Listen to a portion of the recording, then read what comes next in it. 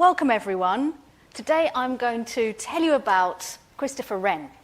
When we think of Sir Christopher Wren, we remember him as a great architect, but he's also a mathematician, and that's what I want to tell you about today. On the way, I'm going to share with you 3 mathematical gems that Christopher Wren played with and investigated. So we'll find out the mathematical discovery he made while he was out shopping. We'll find out why he had a battle of wits with a man who didn't exist. And we'll find out what he thought about seashells. We'll finish today by talking about the mathematics behind his greatest architectural achievement, the dome of St. Paul's Cathedral. So, Christopher Wren, as I've said, of course, our first thought is the architecture. But actually, this was something he did not do to begin with. He moved into architecture later, but he began as a mathematician, as a scientist. He died 300 years ago this year, 2023 is this year, 1723 he died. And among other things, he was the Gresham Professor of Astronomy, so obviously good at astronomy, but he was also really a polymath. He investigated everything from meteorology to anatomy. He made progress in mathematics. He was into everything. And it was at Gresham College that he was part of the movement, one of the founder members of a society for the promotion of Physico-Mathematicall learning. And that name, not super catchy, but it would become known as the Royal Society. So this is, one of the most important scientific societies that we have. And that was started at Gresham College. Now, we've said he started out in mathematics and science, then he moved into architecture. I mean, that's a slight simplification of what happened. That step is not such a leap as it might now appear to be. Because for Wren, and at the time, architecture was one of the mathematical arts. With navigation, with astronomy, with surveying, other practical things. It was part of mathematics, and Christopher Wren was a good mathematician. So it wasn't such a leap, as I say, as it might now appear. And actually, when Christopher Wren was writing about architecture, he put mathematics, in particular geometry, at the heart of what architectural beauty is all about. So I've got this quote from Wren here, where he's talking about what beauty is defined by, the causes of beauty. He says there are 2 causes. So natural beauty, that comes from geometry. And that's uniformity, symmetry, proportion, those things. That's from geometry, and that's the cause of natural beauty. Then there's customary beauty, which is in the eye of the beholder. So a familiar thing, we may come to love how it looks just because it's lovely to us because we're familiar with them, even though the thing may not be itself lovely. That ragged old toy that we had and loved as a child is not beautiful, but we love it because it's our thing. But he says, if you're ever in doubt about which of these should take precedence, the error is made if you don't have natural beauty in the forefront. So he said, this is where the architect's judgment is tried. The true test is natural or geometric beauty. So he's got geometry right at the top there. And he goes further than this. He places mathematics itself kind of at the top of a hierarchy of truth. So he says mathematical demonstrations, proofs, are built on impregnable foundations of geometry and of arithmetic. And they're the only truths that can sink into the mind of man void of uncertainty. And he goes even further. Everything else is participating more or less of truth according as their subjects are more or less capable of mathematical demonstration. So that's a really strong statement about kind of the importance of mathematics and mathematical truth and geometrical truth being absolutely at the pinnacle. So we can see, yes, he places mathematics very highly in geometry, and actually there's a clue in this picture, in this portrait of Wren. He's, of course, got the plans of St. Paul's Cathedral there, but he also has a mathematical instrument, dividers, and there's a book that's on top of it, holding it all there, and that book is Euclid's Elements. So that's a geometry book. And so there's the clue there in the picture to this importance that Wren placed on mathematics. Now, I've said he was a Gresham Professor of Astronomy. This is Gresham College roughly as it would have been in his time. There was a really exciting and vibrant community of mathematicians and scientists in London and in Gresham College at that time. It was a great place to be in to study science and mathematics. He, in fact, this is another quotation of Wren, he was very impressed with London, and we're here in London now, so I extend to you those congratulations. He says, I must congratulate this city, that I find in it so general a relish of mathematics. And, we've got a full room today, and I'm pleased that that continues. So well done, London, for relishing mathematics so. It's a good thing. He was educated in Oxford, became Gresham Professor of Geometry. He did later get a chair, a very prestigious chair, the Civilian Professorship of Astronomy, back in Oxford. But really, in this community around Gresham College, and also what later became the Royal Society, he was really at the heart of it. He was a founder member of the Royal Society. He contributed to the meetings. He had papers in the transactions of the Royal Society. And you can also see kind of the esteem of his colleagues. His contributions were really valuable. So just to sort of mention a few names, there's Christopher Wren on the left again. You've got Robert Hooke, who was at a similar time Gresham Professor of Geometry, famous for Hooke's law. He's got a spring there showing you that. Isaac Newton next. And it wasn't just in England. He corresponded with mathematicians on the continent. And there's Pascal on the right-hand side there with whom he corresponded, among others. And so Newton, I just want to mention, this here is a little extract from Principia Mathematica. Now, Newton is not someone we necessarily think of as being the first person to credit others with discoveries and be great. But, so he mentions Wren in the Principia, and this bit that I've quoted there, he's talking about inverse square laws appearing in nature, and he mentions as an example the motion of the planets, and he says, as Wren, there's Renus, it's in the Latin version, Wren, Hooke, and Halley have severally observed. And Wren is first in that list. And so he's really given him clear credit for observations about this. Wren's name is mentioned 7 times in the Principia, so he's up there speaking and working with the other great mathematicians of the time. So we've got here someone who is clearly involved with these developments. I'm not going to talk about his astronomy really today because that's been addressed in a lecture by my colleague, Gresham Professor of Astronomy, Catherine Blundell, which you can go and watch online and find online at your leisure. I'm going to talk about the mathematics, and I'm going to give you, as I say, 3 little examples of mathematics that Christopher Wren has done. So, let's begin. One of the challenges at this time, at the time of Christopher Wren, was making lenses for the exciting new scientific instruments, telescopes, microscopes, and so on. And when you think, what is a lens doing? I mean, the basic idea is you've got a piece of curved, usually glass, a lens, and the rays of light are coming in, and then we would like to focus them to a single point. And how is that focusing happening? Well, the rays are coming in, and they're passing through the glass, and then when they hit the curved surface, they are refracted. And we know, we can work out the angle by which their direction is changed using something called Snell's laws, which tell you, depending on what mediums you're passing through and what the angle is that you're hitting the glass at, what the new angle of the ray will be.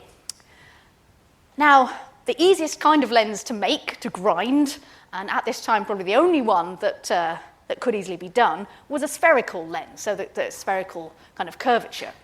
But the problem with that is it doesn't actually give you this beautiful focusing to a single point. What you get is something more like this. It gets a little bit blurry at the edges. It's called spherical aberration. It's not the perfect shape. And this, of course, is a problem. You want your instruments to give you really precise images, so you would like to know what is actually the right curve to use. Now, just to say, remember this is refraction. If it were reflection, if we were reflecting in a mirror, like if we're thinking of a telescope where the rays are coming in and they're reflecting off a reflector and focusing in on a point, we know the answer to that. We would use a parabola for that. But this isn't reflection, it's refraction, so there's a different thing going on. However, conic sections are still relevant, so I'll just remind you what that phrase is. So I mentioned a parabola already, that's one. Conic sections are the curves you get when you slice through a cone at different angles. So if the plane that you're slicing with has a shallow, or is horizontal, or has a very shallow angle, you get ellipses. And then if you keep increasing the angle, going the other way, if you keep increasing the angle, at some point you'll hit precisely the same slope as that of the cone, and that's when you get a parabola. And then if you go on past that point, you start to hit both halves of the cone, and that's when you get a hyperbola. So I've just taken that hyperbola shape, it's a bit hard to see, I've turned it on its side. So that's the shape of this hyperbola curve. And it turns out that this is the right, or a better at least, curved shape for your lens in cross-section. So that's the kind of curve we might want to aim for with our lens. But of course, the lens is a three-dimensional object, so you can't just having a cross-section is one thing.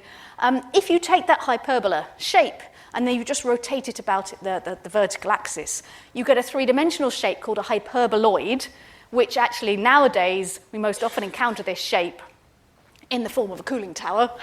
And there's mathematical reasons why this is a good shape for a cooling tower, which I will not go into now. But that's the kind of shape that I'm talking about. And it turns out that, yes, this hyperboloid shape is a better solution than a spherical one for lenses. But the problem is, how do you actually make that? How do you make a lens with that particular curvature to it? And so here is where the mind of Christopher Wren comes in. And in particular, he's out shopping one day, and he has a mathematical inspiration, so we should all do more shopping. This is what happens. He sees a basket. Okay, history doesn't record whether he bought the basket. But anyway, I've drawn this basket here with my imagination. He sees a basket, a wicker basket, and he notices, so it's got this nice curved shape, but the way it's made is with canes of willow, straight rods or sticks of willow, but the way they're arranged, it gives this curved shape, this curved basket. And he realizes, hang on a minute, I think that means that actually a hyperboloid can be made with straight lines. And I'll show you this sort of happening. Take two circles and put sticks or rods or even bits of string or something between them all the way around like this, like I've done. And then what we're going to do is we're going to twist them a bit. Now, they'll have to get a bit closer together because the sticks are still like straight. They're not going to suddenly become curved or stretched. So they'll get a bit closer together when we do this twisting. But see what happens. Twist a bit. That's what you get. Twist a bit more and a bit more and a bit more. And look, you get exactly this cooling tower, this hyperboloid shape developing. And if you had infinitely many lines, you'd get the full thing there. So it turns out what Wren realized and then showed properly was that you can make a hyperboloid with straight lines. Now, I've got my circles the same size, but if you change the sizes of the circles, make them different sizes, what you get is kind of the hyperboloid but sliced off at different points, top and bottom. So, for instance, that, and then it's just a short step to your basket, so just for, not so the other conic sections don't feel sad, I've made the handle a parabola. I don't know whether it was in the shop that Christopher Wren saw it, but there we are. So that's the basket. And this is not just a theoretical observation, and this is one of the hallmarks of Christopher Wren's work and his attitude to mathematics. It's a practical thing. So, of course, we use it in architecture, but we have practical applications of it, and he doesn't just say, I've had a nice theoretical idea. He does think about how it could be useful. So he realized that this straight line way of making hyperboloids could be then used, this idea could be used, because you could then make a hyperboloid with, you start with a cylinder on a lathe, and then you just need to have a straight cutting device at an angle, at a fixed angle. Then you rotate the cylinder, and it will just produce, then eventually it will produce a hyperboloid, just with a rotating lathe and one straight edge. So that already is a good thing to have noticed.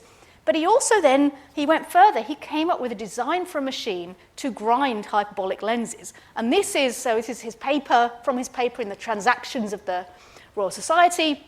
And what you've got here, so you start with two cylinders at an angle, and then at the back you've got this piece of glass, and they're all kind of working against each other to gradually grind the right shape. So the cylinders will work against each other to produce two hyperboloids, and then the cylinder at the back will also simultaneously be working against the piece of glass to grind a hyperbolic lens. So he designed a machine, and I do like this diagram. So that's an example of a time where he made a theoretical observation, he did the mathematics, but he also then described and made a machine to show a practical application. So that's gem number one. Next up,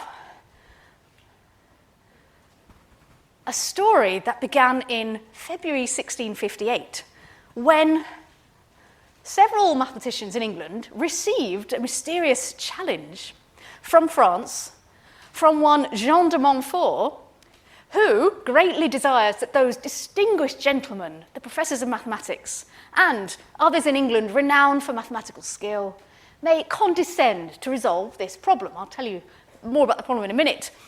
But they were issued this challenge by Jean de Montfort. There is no Jean de Montfort. It's a mirage and it's an illusion. There's no one called Jean de Montfort, or no mathematician. This was a pseudonym for we don't know who. Now, there's speculation. It might have been Pascal. We don't know. We'll never know. But anyway, the challenge was laid down. Can the distinguished gentlemen, professors of mathematics, condescend to resolve the problem? So I won't give you the full detail of it, but the basic problem was you are given an ellipse that you know the dimensions of. So you know the length of the major axis, you know the length of the minor axis, so you know the ellipse. And you're told there's a chord through the ellipse. You're told where it crosses the major axis and at what angle. And the challenge is, given that information, can you determine the lengths of those two segments into which the chord is divided? Okay? So that's the challenge. And Christopher Wren did condescend to resolve it. So he managed to solve this problem. And so he wrote up his solution. And then what he did was to say, so I've done your problem.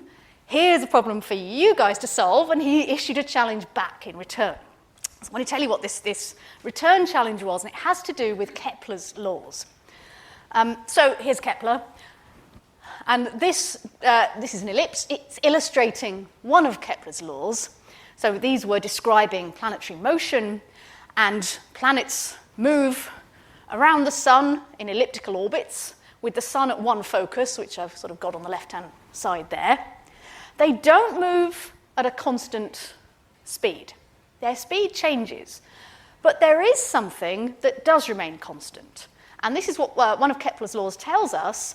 It's the area swept out by the planet in a given amount of time is constant no matter where it is in its orbit. So the area is constant, but then obviously at different times in the orbit, that will mean the distance it's travelled around the ellipse may not be constant. So the speed will vary, but this thing about the area is a constant. So Kepler observed this, and in order to kind of do the mathematics that lies behind that, there's a problem that he raised, which is, okay, if you've got an ellipse, and I'm going to divide it in two, so make it a semi-ellipse. The challenge is, can you draw a line from your favourite focus to the ellipse that divides that semi-ellipse in a specified ratio? So You come to me and say, I want the ratio, I want it to be 50-50 split, and then I've got to be able to draw a line, the relevant line from the focus to the ellipse that divides it in that ratio. I tried for 50-50, I'm not sure I quite managed it. I think the yellow might be a bit bigger. But anyway, Kepler had this problem, and he realised that you could turn it into a related problem about semicircles. So it'd be an equivalent problem. If you could do the semicircle problem, which I'll show you, then you'd be able to do the ellipse problem. So the semicircle problem was, this time you've got a semicircle, and you fix a point somewhere on the diameter of that semicircle, and then you have to do the same thing. Can you find the line from that point on the diameter to the circumference that divides the semicircle in the specified desired ratio? Okay, so that became known as Kepler's problem, and Wren challenged the French mathematicians to solve it. Now, Wren had actually solved this problem himself already, and it's quite good to already, if you're going to issue a challenge, it's good to know that you could do it yourself. So he'd solved this problem, and he did it using a lovely mathematical curve called a cycloid. So I'm showing you a cycloid now being made. It's the curve that is produced by following the path of a point on the rim of a circle as it rolls along a straight line. So that's it just being produced there, and you can see you get these kind of arches, repeating shapes, arches, and that's what a cycloid is. Now, cycloids are lovely. The cycloid is a lovely thing. It was studied, it was all the rage, really, in the 17th century. Galileo started studying cycloids. He was one of the first to think about them. He gave this curve the name cycloid. He wrote that he'd studied them for 50 years. I can't tell you everything that's marvellous about them right away, but I did give a lecture on them last year, so you can go and find that and watch it if you want to know more. But like everyone was studying cycloids. In the 17th century, it started with Galileo, and then Mersenne of Mersenne primes fame, Pascal of Pascal's triangles fame, Newton of being Newton fame, Descartes, Fermat. They were all looking at the cycloid, and they all studied it. And what the two main questions that were being asked about this were questions that actually tended to be asked about any curve that was being studied, and they were known as the problems of quadrature and rectification. So to our modern language, quadrature means what's the area under the curve. So in our case, obviously the cycloid could continue forever, but we just think we take one arch of it and care about that, and we're interested in what's the area between that arch and the straight line. So what's the area, in terms of the original circle that generated it? That's quadrature. And then rectification, that is what is the length of that curve, or the length of the arch. And those two questions were asked about the cycloid as they were about many other curves. And these are difficult things to do. I mean, you've got to remember at the start of the 17th century, we didn't really even have what you might call modern algebraic notation.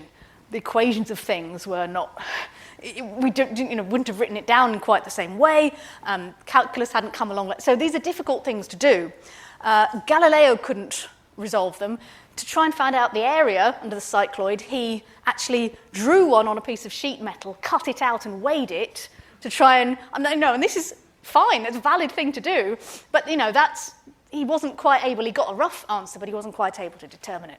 It took a chap called Gilles de Roberval to work out the quadrature. He was a mathematician who worked this out. He didn't tell anyone for a while, and then he was a bit kept his secrets close to his chest, Roberval. But he did work out that the area under the cycloid, if you've got a circle of area pi r squared, making it, r is the radius, then it's a beautiful simple formula. The area under each arch is 3 pi r squared. So it's exactly 3 times the area of the circle. Lovely. But rectification hadn't been done yet. What's the length of the cycloid? And Christopher Wren solved it. He was the first person to solve it. And here is the expression. Again, it's really simple. If your circle has a diameter d, then its circumference is pi d, right? But the length of the arch is 4 times d. So another lovely whole number, really simple expression. And Christopher Wren was the one who proved that. So that was great. And he used his knowledge of the cycloid, the rectification of the cycloid, actually to solve this problem of Kepler. And it's a bit complicated. There is a diagram that sort of tells some of the story. We're not going to go into the details. But he managed to solve it. Essentially what he did, and this is written up in a book by John Wallis, the English mathematician. He wrote a treatise on cycloids in 1659, so just 1 year after that original challenge.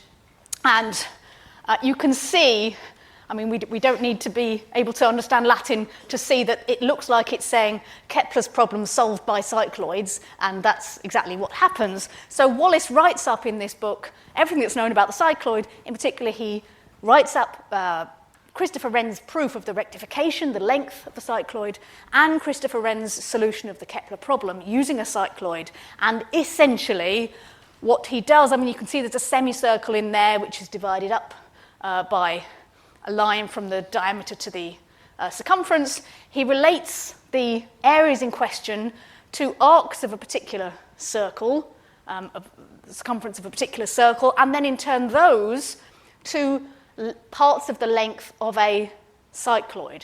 Or actually, it's a sort of stretched cycloid, but it's still within that family. And of course, Wren himself knew, he'd found the formula for the length of a cycloid, so he was able to then use that to solve Kepler's problem. John Wallis, we'll meet him again in a moment, but he couldn't resist having a little jab at the French mathematicians a few years later in a letter to a friend 10 years after the original challenge from Jean de Montfort, whoever he was. He couldn't quite resist saying to his friend, "No Frenchman has returned any solution to Christopher Wren's problem." Now, I don't quite know if that's the case, but anyway, he was, take that, Jean de Montfort, was what he was saying. But of course, we're all together in the community of mathematics, of course. So that is is Wren's brilliant solution to Kepler's problem and his rectification of the cycloid.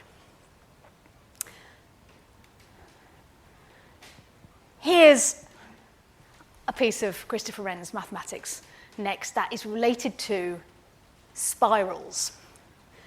And this spiral shape represents or is reminiscent of many of the shapes that we see in nature. You can think of shells, some of the ways some plants grow in a kind of spiral formation. This is a shape that we do see in nature. And this particular kind of spiral was one that was known to Wren. It's called a logarithmic spiral. I believe the first mention of this kind of spiral in writing is the German artist Dürer. Later on, the mathematician Jacob Bernoulli would study it at length, and he gave it the nickname Spira Mirabilis, the miraculous spiral, because of its lovely properties. The reason it's called the logarithmic spiral, so what is a spiral? Well, you start at a central point, and then you you spiral outwards, literally. And in a logarithmic spiral, it's describing how quickly your distance from the centre increases. So that equation at the bottom there, which I've written r equals k to the theta, unhelpfully not telling you what any of those letters are. Now I will tell you. So r is the distance from the centre, where you are. Theta is the angle that you've travelled through. And in this kind of spiral, that's the formula for it. K is just some constant, it's just some fixed number. So you're raising your fixed number to the power theta, the angle, and that tells you how far out you are. So you're spiraling out. And for this kind of spiral, there's an example of it that I've shown you there, which is involving number 2. So here k would be 2. And if you can see, but even if you can't, I will tell you, that there are points when it hits the axis. So you can see at one point it's at 2, and then when you go a full revolution round, now it's distance 4, and another full revolution round, it gets to 8, and then it will be 16 and 32 and so on. So it's powers of 2 every time you go a full revolution. And the reason it's called logarithmic, so if you know about logarithms, you will notice that if you take logs on both sides, you get that the logarithm of r, of the distance, is going to be a multiple of the angle, theta. So that's why it's called logarithmic now.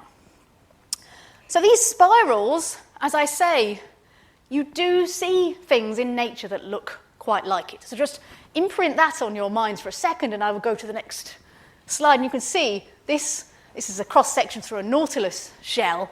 It's really, really similar. It looks very like that logarithmic spiral that I've just shown you.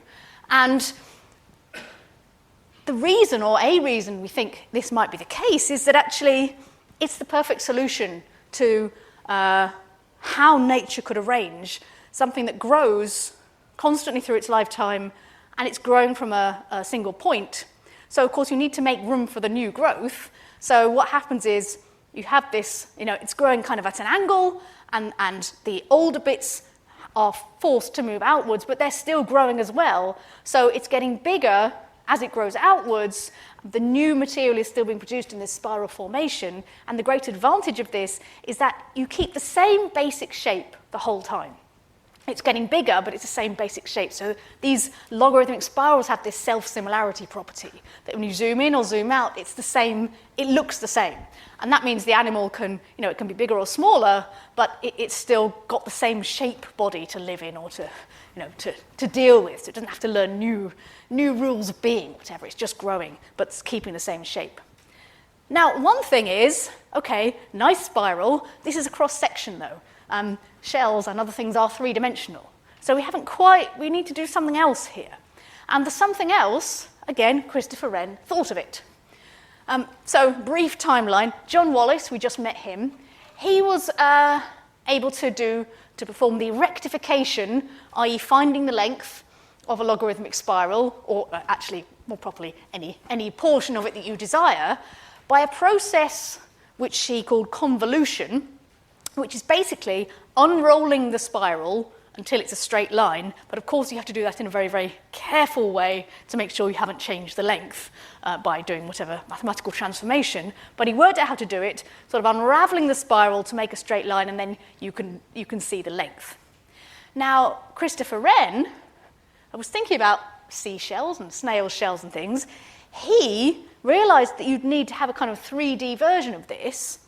And so what he managed to do was kind of go up a dimension and to do this convoluting thing, but in reverse.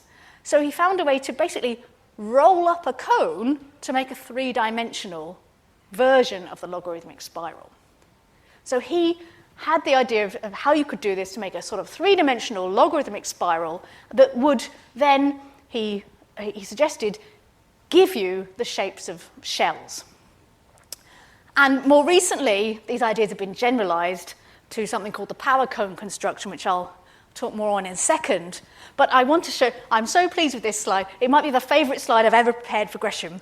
So what I did was to take that equation for a solid spiral, and it has some parameters in it. So you can change like how twisty you want it to be just by changing some of the parameters in the equation, in the general equation.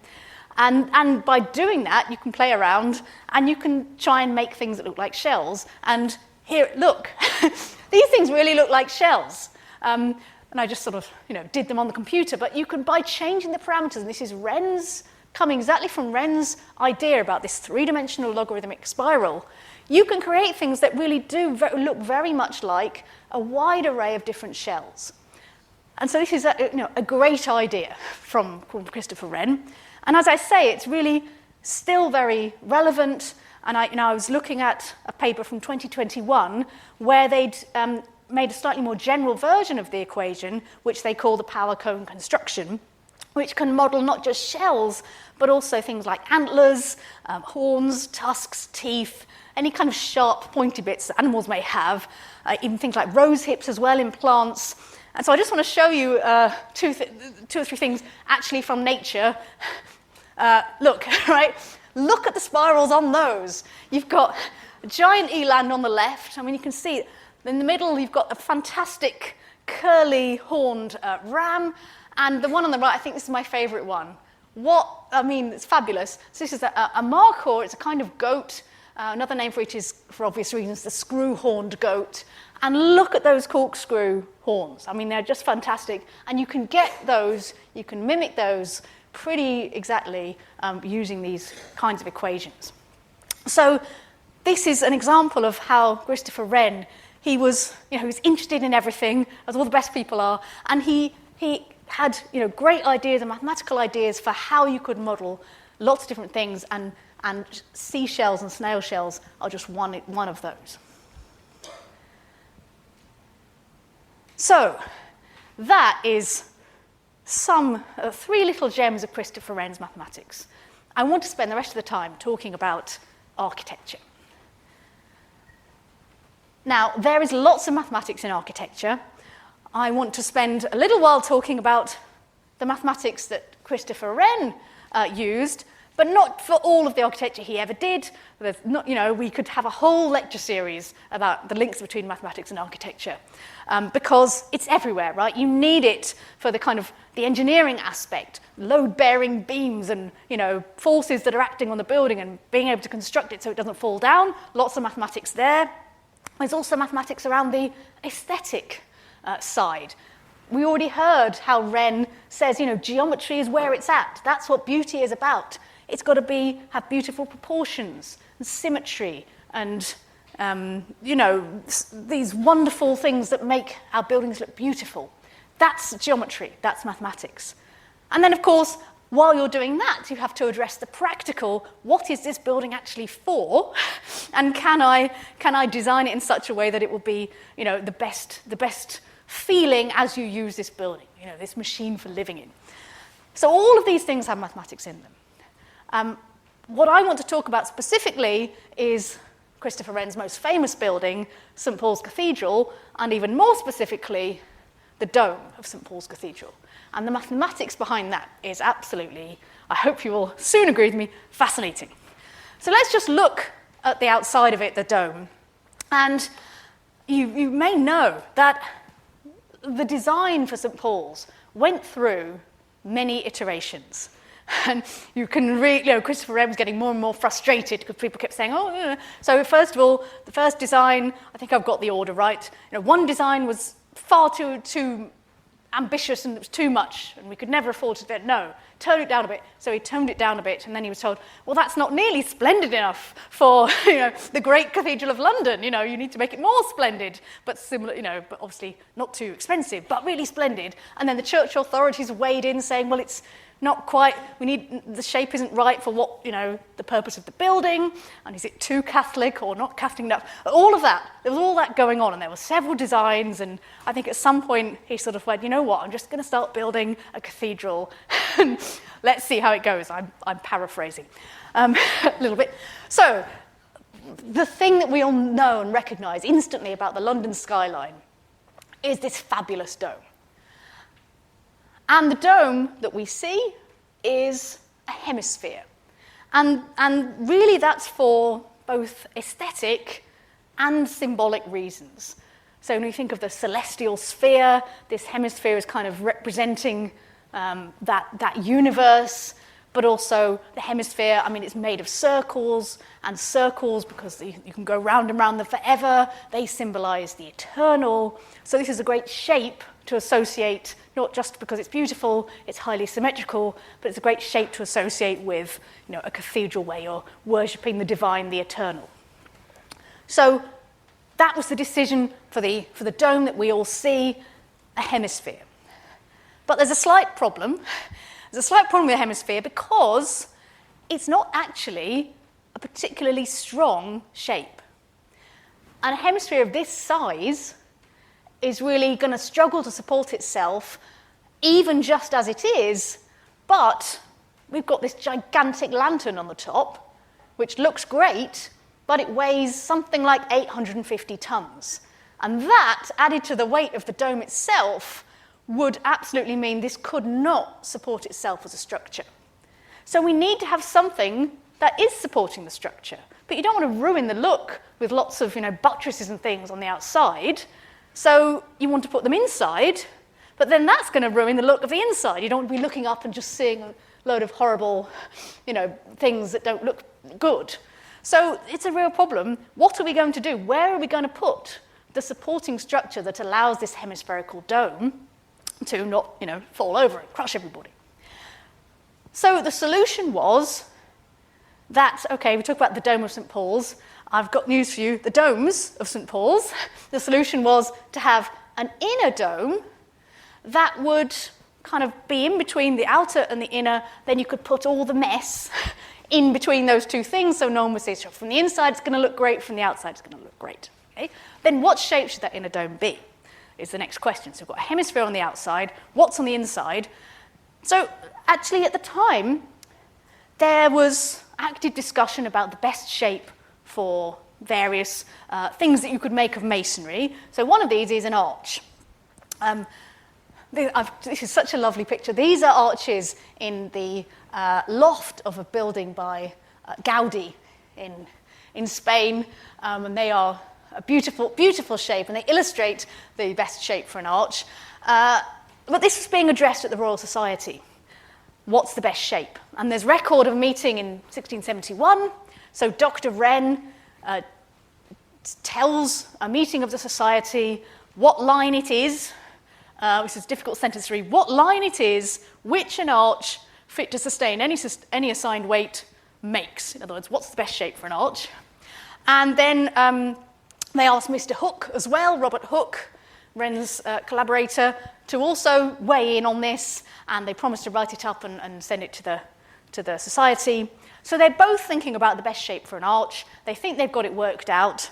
Hooke, well, they did have it worked out, and Hooke, he had this habit of writing his answers to things in Latin as an anagram, so that he could later on say, I knew that first, look, here's the anagram, right? He did it with Hooke's law, and he did it with this.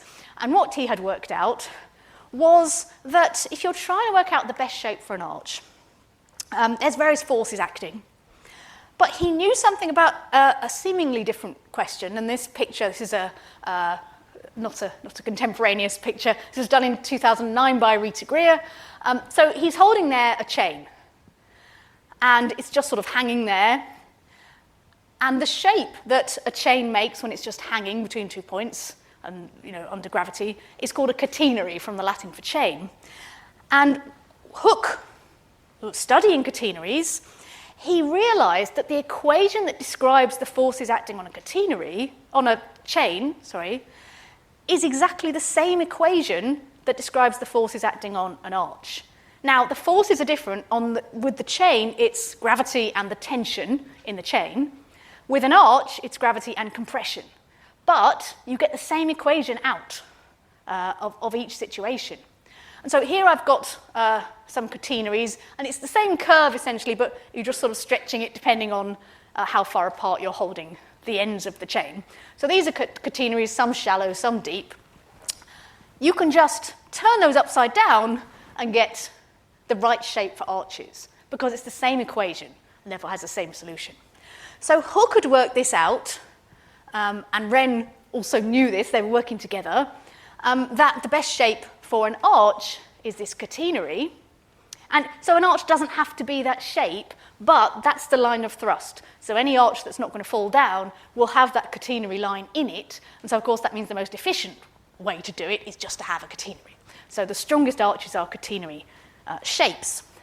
And so then in the design of St. Paul's, the inner dome that you can see there, that's a catenary, has a catenary cross-section. And that means, like, visually it fits in with, it chimes in with the other elements of the internal design. It all looks very nice. So when you're inside the cathedral, it all feels like a harmonious, lovely thing. So we've got an inner dome, got an outer dome. The question is, what is going on between them? Because we still haven't solved the problem of supporting that gigantic weight of the hemispherical outer dome and the lantern. And Wren and Hooke believed that the strongest shape you could actually have for a dome, which isn't guaranteed to be the same as the answer for an arch, because of course an arch is essentially a two-dimensional thing and a dome is a three-dimensional thing, so we may have different things going on. They thought the best curve to go with is this. So this is the curve y equals x cubed. Not the whole thing, but if you just take half of it, say that bottom bit there, and maybe spin it around on the axis, you'll get a kind of long, thin dome shape. And they thought this would be the strongest shape. And I want to know why they thought that. Why would you think suddenly out of nowhere, why is a cubic equation come into things.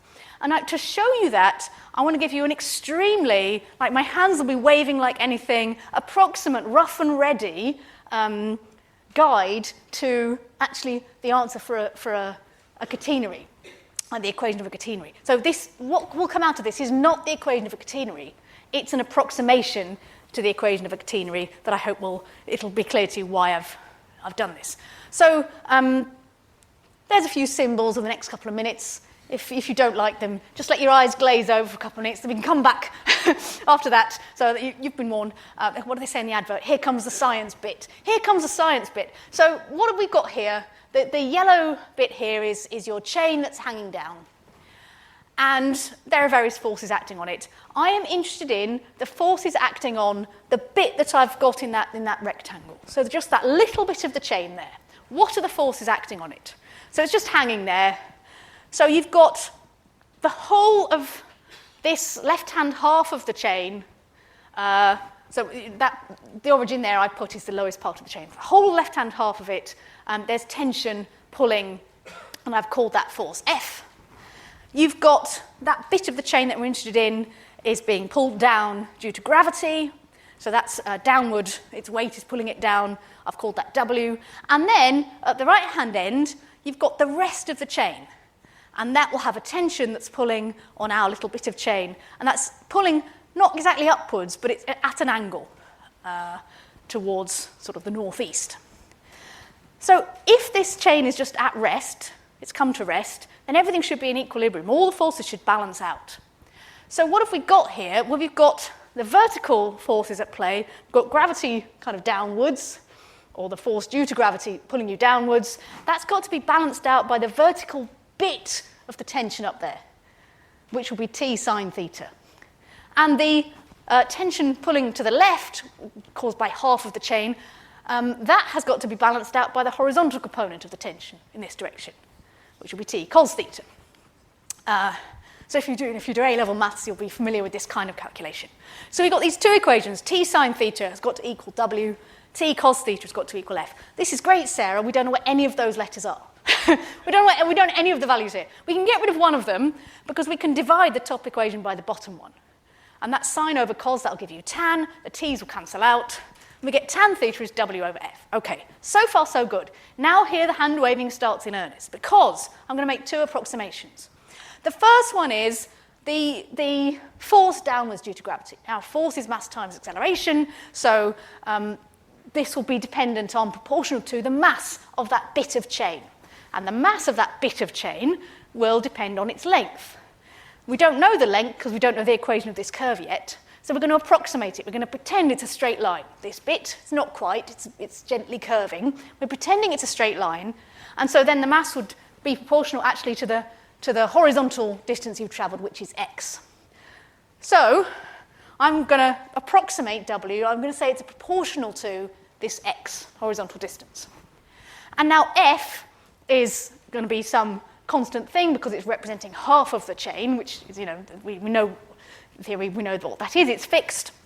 And so we can say that W over F is also proportional to x, and we'll say that it's some constant A times x. So that's W over F, some constant A times x. Approximation number one.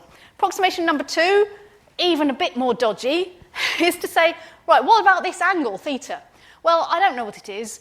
I mean, if I sort of extend this green line dottedly towards the origin, I'm going to make a triangle. And the triangle will have width x and height y, and approximately angle theta. It won't be quite theta, but it's close enough for our approximation. So now I've got that tan theta is y over x, and so putting it all together, y over x is roughly a times x. A is any constant. And so that gives you y is approximately ax squared. And that, if you've ever drawn a curve in class, the first curved line you probably plotted in class was y equals x squared, which is a parabola. So approximately, a catenary is a bit like a parabola. Now, we do know the actual equation of a catenary. It's this. So, yeah, well, now we fully understand. It's this, a bit more complicated. And you can change the shallowness by changing this letter b, which is a parameter you can change. That that's got some powers in it and things. There's a way of writing that differently as a kind of a thing that just involves x's, powers of x. It's an infinite thing that carries on forever. But it looks like this, the first few terms. Something x squared, something x to the 4, something x to the 6, ...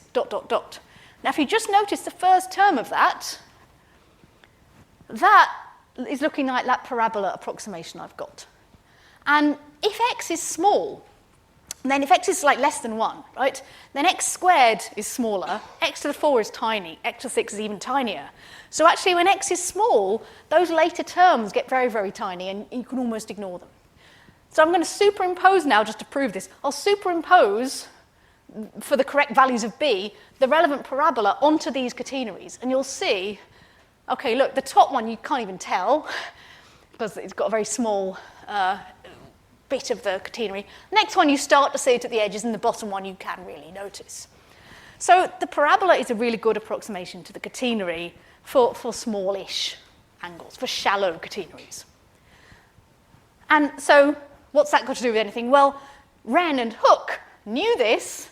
They knew the parabola was a good approximation. And you can do a similar but more complicated thing if you go up a dimension. So if you're trying to solve the same sort of situation for a dome, then at some point my approximation led me to y over x equals ax. Well, in the dome situation, we've gone up a direction. The ideal dome, as an approximation, at some point in that we get to something like y over x equals approximately ax squared. And so then if you multiply up, y is approximately some constant times x cubed. And that's where the cubic idea came from, really. It's an approximation. And actually they thought, Wren and Hooke thought this was the answer. It's not quite the answer. The real answer wasn't known for a long, long time after then. It's extremely complicated. Here's the first few bits of it. It's a very difficult, complicated expression. But the first term there is that x cubed term.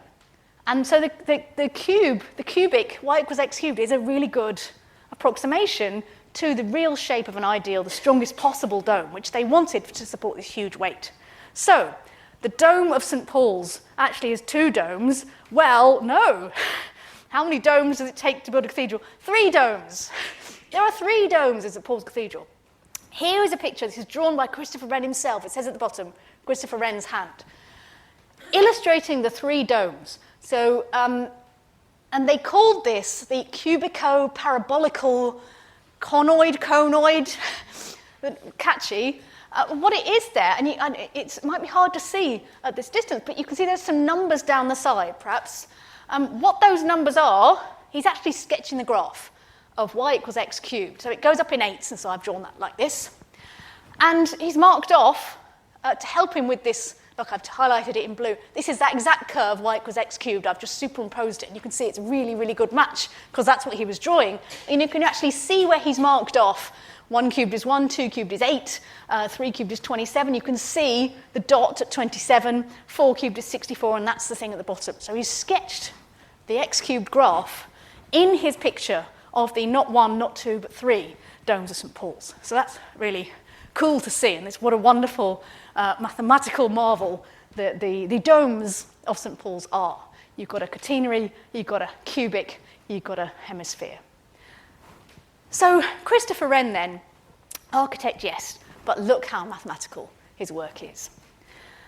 And I want to finish by this is a justification of how it comes that Gresham professors in their academic year were supposed to give 6 linked lectures on a theme.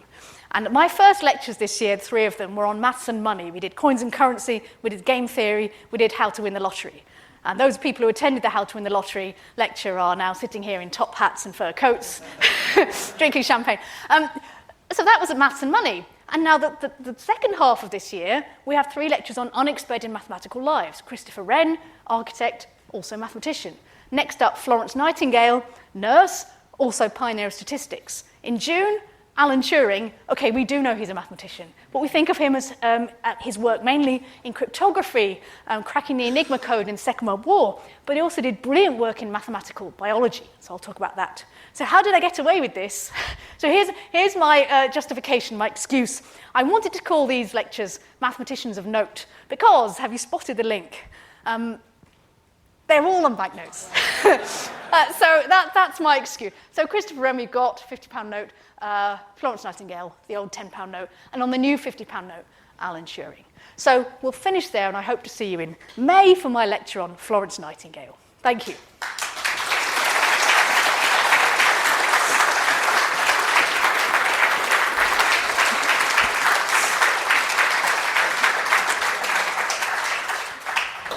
So much, Professor Hart, for such a fascinating lecture. I've got a couple of questions from online before going to the audience in the room. First one is from mathematics. He says, if they, Wren and Hooke, knew that the catenary was the best load-bearing shape, and they knew its equation, then why approximate to a parabola? Parabola, yeah.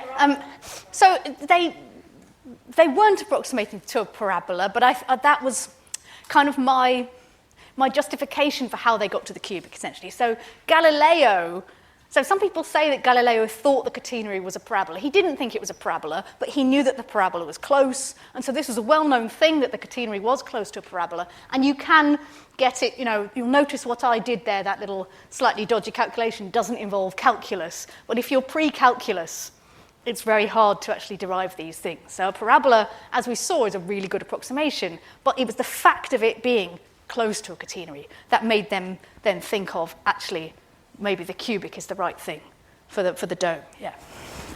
There's another question referring to another of the slides. I think the slide just before the ideal dome slide. Yes. And he asks, wouldn't W be closer to the hypotenuse? Wouldn't W be close to that? So I might have to. Oh, there's a W. So the hypotenuse of this triangle. Well, so I know what you're saying. Yes. Why wouldn't I've said it's related to x? Well, it's not. It doesn't equal x. So that the length. I think what the question is, the length of that bit of the catenary. If we're imagining it's a straight line, yes, it would be the hypotenuse of that triangle, but that would be proportional to x. It would be some multiple of x in length. So it's not equal to x. It's a multiple of x. But that's okay because we're only caring about proportions here. Yes, if x were to double, then the hypotenuse would double. You can see it's a proportional relationship, yes. You emphasised at the beginning of the lecture Christopher Wren's emphasis or interest in the applications of mathematics. I just wonder whether you would care to conjecture if you could imagine Wren meeting purists like Bertrand Russell, Alfred Whitehead, and Gödel. Would he have any time for what they had to say? Given the contrast between applications and the purist aspect.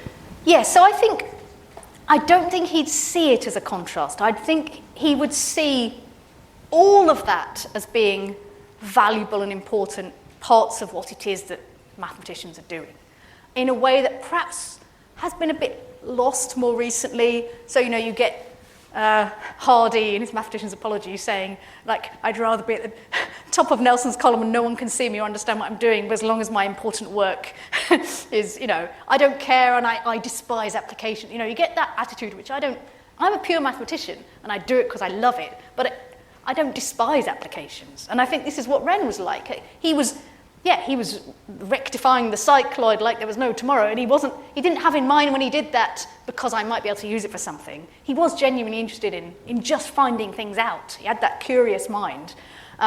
But he didn't then say, oh, I don't care about what it might be used for. He was also interested in that. So it was part of what mathematics was to him. The mathematical arts encompass all of these things.